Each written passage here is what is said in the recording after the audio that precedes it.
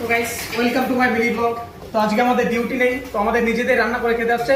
তো গাইস এসো দেখাচ্ছি তোমাদের পুরোটা।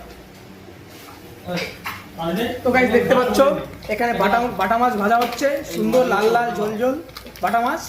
এদিকে এসো গাইস, তো এখানে রাইস হচ্ছে Italian rice, variety rice guys. শুধু রাইস শুধু খেলে পরে গাল দিয়ে একদম মানে যেন ফেনা উঠে যাবে গাইস। তো এখানে গাইস সর্ষে দিয়ে আমাদের ডাটা কই সর্ষে দিয়ে সর্ষে ডাটা বাটা মাছ দিয়ে একটা ঝোল হবে গাইস। তো সাউথে এসে যদি বাঙালি খাবার খেতে চাও গাইস, তো এই যে জামাইকে দেখে রাখো আমাদের কুক, তো নাম্বারটা আমি দিয়ে দেবো, তোমরা যোগাযোগ করে নিও। তো গাইস দেখতে পাচ্ছ জামাই মাছ দিয়ে দিচ্ছে এক এক করে মাছ দিয়ে দিচ্ছে। তো গাইস দেখতেই পাচ্ছ তোমরা কত সুন্দর বড় বড় করে মাছ দিয়ে দিচ্ছে। এটা কি মাছ জামাই? এটা কি মাছ? ট্যাংরা মাছ বন্ধ করে দেবো। তো গাইস দেখতেই পাচ্ছ মাছ কত সুন্দর ফুটছে।